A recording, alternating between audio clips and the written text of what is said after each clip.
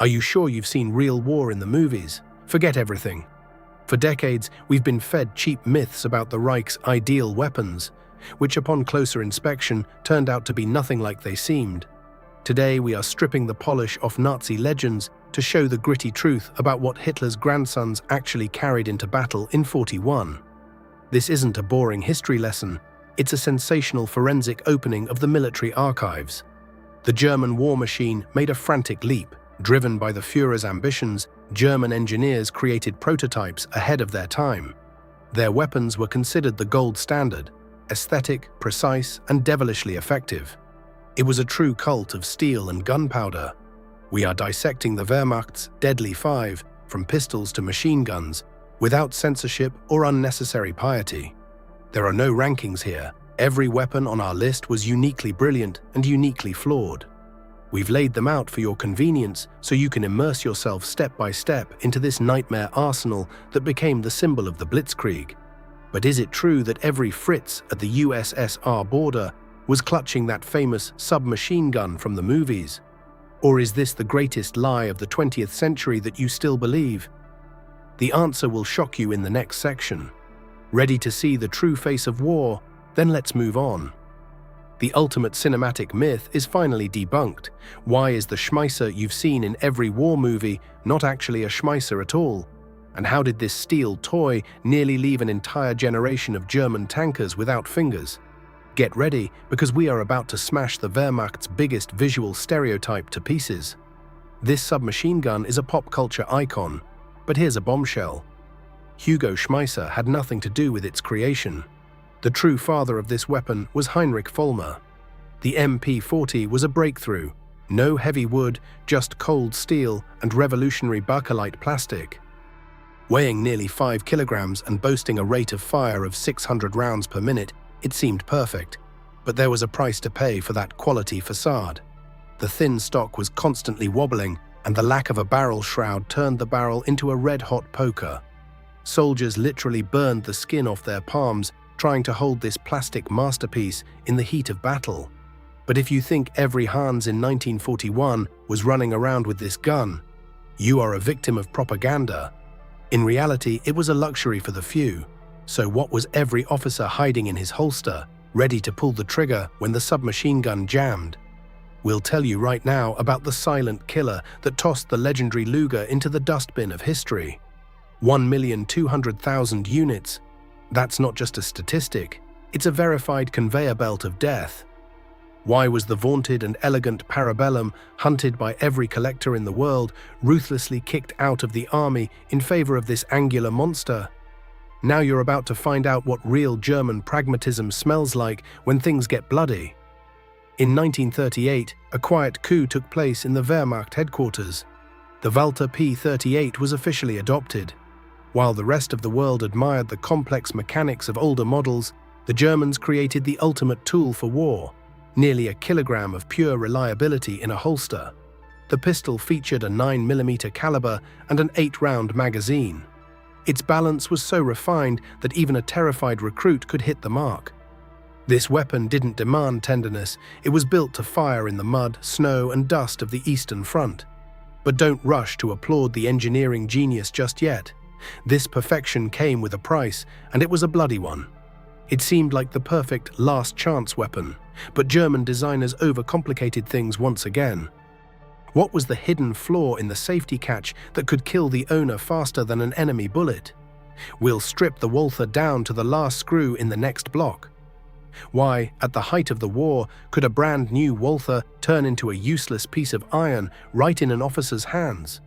The shocking truth about how the Reich's megalomania and factory haste turned legendary quality into a deadly lottery for the Germans themselves.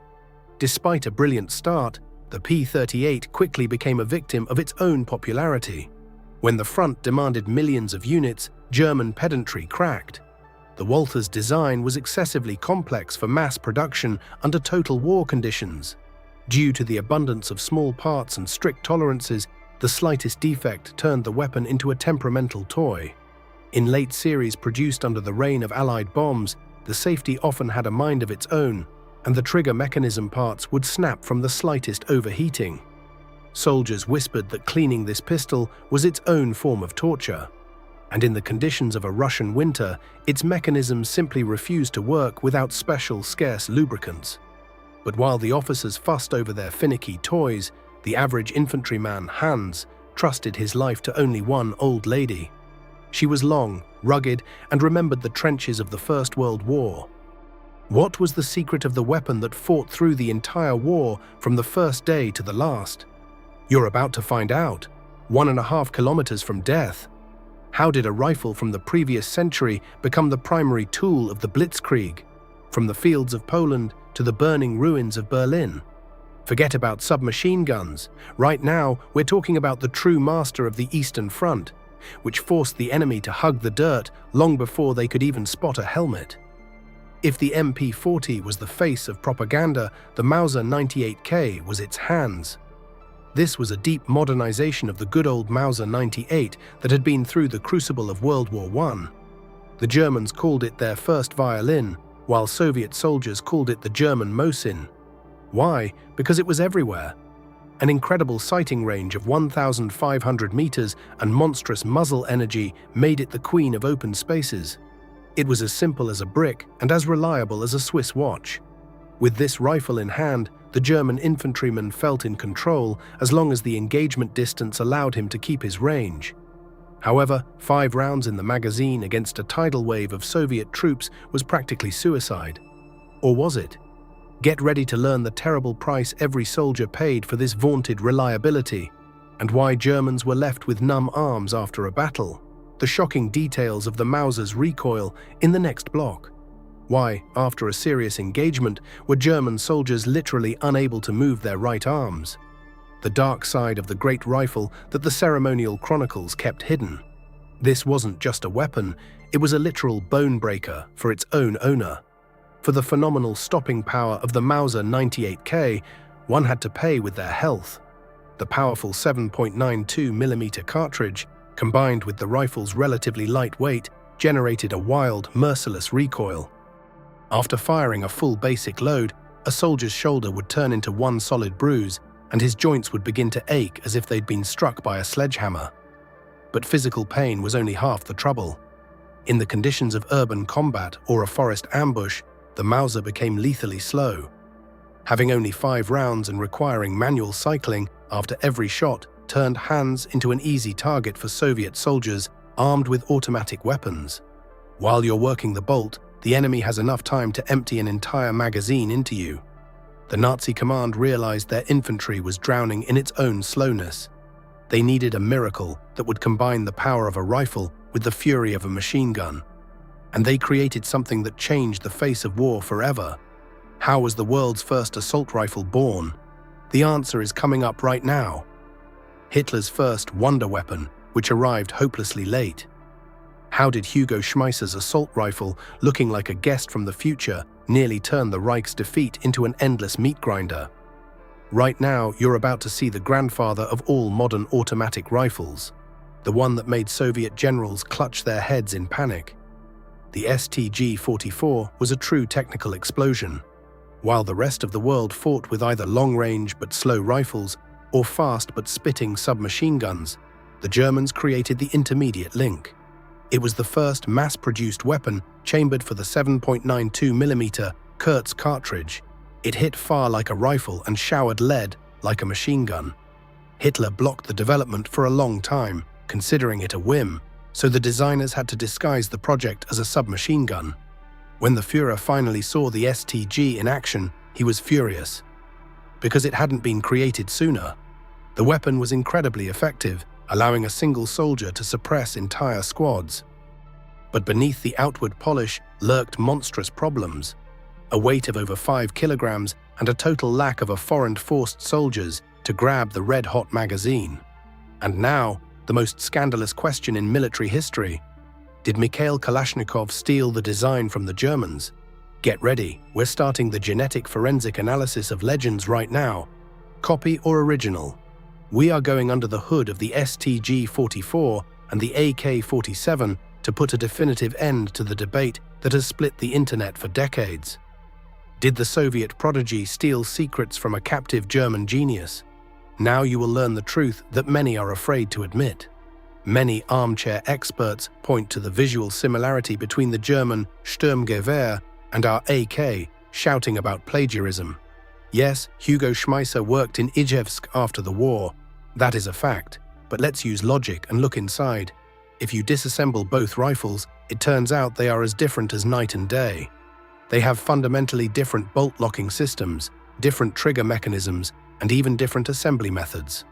Kalashnikov created a weapon that could be put together on one's knee in a swamp, while the German creation required complex stamping and careful maintenance. Yes, the Soviet designer might have looked at the general concept and exterior, but the heart of the AK-47 is purely Russian. Yet even this technological masterpiece of the Reich weighed as much as a cast-iron bridge and burned the owner's hands due to the lack of a proper handguard. But the Germans had another bone crusher that overheated faster than you could shout, Achtung! Are you ready to meet Hitler's fastest circular saw? Let's go. 31 kilograms of pure fury on a tripod. How did the cunning Germans use neutral Switzerland to bypass treaties and create the most advanced machine gun of its time? Now you're about to find out how Hitler's circular saw worked. A weapon capable of turning an advancing company of soldiers into a bloody mess in a matter of seconds. The story of the MG-34 is a detective thriller about how to deceive the entire world. The Treaty of Versailles banned Germany from building machine guns, but engineers from Rheinmetall-Borsee designed it under the guise of Swiss developments. The result exceeded all expectations. It was the world's first general-purpose machine gun. It could be carried by hand, placed on bipods, or mounted on a heavy tripod. Its rate of fire was insane, up to 900 rounds per minute. The sound of a burst merged into a single, continuous, demonic howl. Quick-change barrels allowed it to fire almost indefinitely, while belt feeding turned it into a true stationary meat grinder. But why did this ideal killer have a panic-stricken fear of ordinary Russian mud and force its crews to lug around massive crates of spare parts? In the next section, we'll reveal the shameful secret of the Reich's most powerful weapon, which could choke at the most critical moment of the battle: mud, jams, and red-hot metal. We are exposing the secret weaknesses of the German machine gun crew, things that Berlin's field manuals preferred to keep quiet about. Why did the vaunted machine gun jam exactly when Soviet tanks appeared on the horizon? Despite its monstrous firepower, the MG-34 was a true prima donna of the Eastern Front. It was manufactured with such jeweler-like precision that a single grain of sand or a drop of thick oil in the frost turned it into a stationary art installation. The machine gun had a pathological fear of Russian dust and black soil. Tug the belt a little too hard, jam. Hold the trigger a second too long, the barrel glows red-hot, demanding an immediate swap. Otherwise, the bullets would just start spitting out. Now imagine, in the heat of battle, the crew had to carry not only the 12-kilogram beast itself, and that's without the tripod, but also bulky cases of spare parts and replacement barrels. Any delay cost the entire crew their lives. German genius created a masterpiece that proved too complex for the actual hell of war. But what was the ultimate result of this steel crusade to the east? Why did this entire armada of high-tech barrels end up in the ditches of Moscow and Stalingrad? The final chord, right now. The conclusion of the bloodiest crusade in human history. Why did fantastic technological superiority fail to save the Wehrmacht from a shameful collapse in the impassable mud and icy snows of Russia? Right now, you're about to hear the final verdict on invincible German weaponry, one that will make you see the feat of our grandfathers in a whole new light. Drawing a line under it all, one thing is clear. German weaponry was the pinnacle of engineering for its time, a true triumph of the intellect. But therein lay its greatest tragedy. It proved too complex, too expensive, and far too delicate for the conditions of a total war of survival. While German factories were machining precision parts for Walters and Mausers, Soviet industry was churning out a flood of simple, rugged, but unfailing PPSHS and Mosin rifles. The Reich's high technology buckled in the face of the Russian frost, the lack of maintenance, and the endless expanses. Steel can be as sharp as you like, but it is powerless if its mechanism is clogged with sand and its owner is overwhelmed by the sheer mass and spirit of the enemy. Ultimately, Wars are won not by perfect blueprints, but by people and the endurance of metal. But did you know that the German soldiers themselves, abandoning their vaunted Sturmgewehrs, frantically hunted for Soviet trophies? What exactly were they trading their high-tech barrels for, and why did they consider our PPSH a gift from fate? We'll tell you all about this sensational hunt for Russian iron in our next episode. Don't miss it. It's going to be even more intense.